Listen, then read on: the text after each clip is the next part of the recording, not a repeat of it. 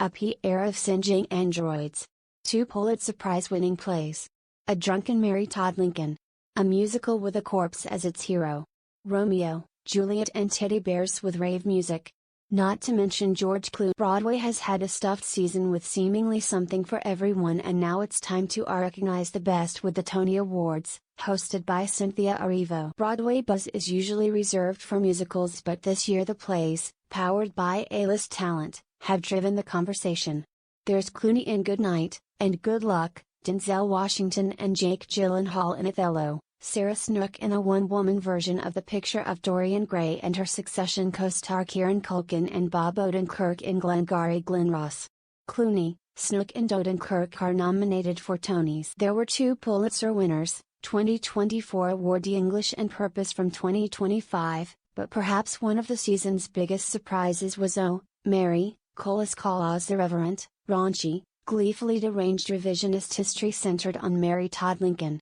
All three are nominated for Best PLA, along with John Proctor is the villain and The Hills of California. On the musical side, three options seem to be in the mix for the top prize: Maybe Happy Ending, a rom-com about a pair of androids; Dead Outlaw, about an alcoholic drifter whose embalmed body becomes a prized possession for half a century; and Death Becomes Her, the musical satire about longtime frenemies who drink a magic potion for eternal youth and beauty.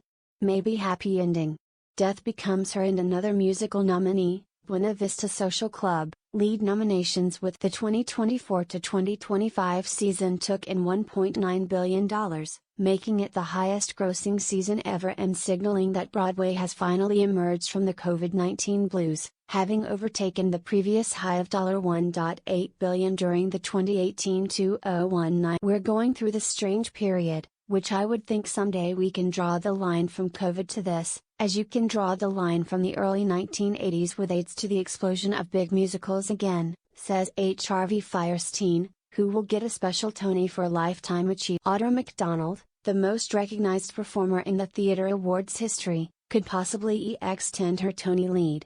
Already the record holder for most acting wins with 6 Tonys, McDonald could add to that thanks to her leading turn in an acclaimed revival of Gypsy. She has to get past Nicole Scherzinger, who has been wowing audiences in Sunset, and Carey Young, the first black female actor to be nominated for a Tony Award in 4 consecutive years, could become the first black person to win 2 Tonys consecutively, should she win for her role in the play Purpose. Other possible back-to-back winners include director Danya Tamer, hoping to follow up her 2024 win with The Outsiders with another for John Proctor is the Villain, and Purpose playwright Brandon Jacobs Jenkins, who won last year. Other possible firsts include Daniel Day-Kim, who could become the first Asian winner in the category of Best Leading Actor in a Play for his work in a revival of Yellow Fat-E. And Marianne Neshat and her English co-star Tala Ash could become the first female actors of Iranian descent to win it. Broadway this season saw a burst in alt-rock and the emergence of stories of young people for young people, including John Proctor is the Villain and a Romeo plus Juliet pitch to Generation Z and Millennials.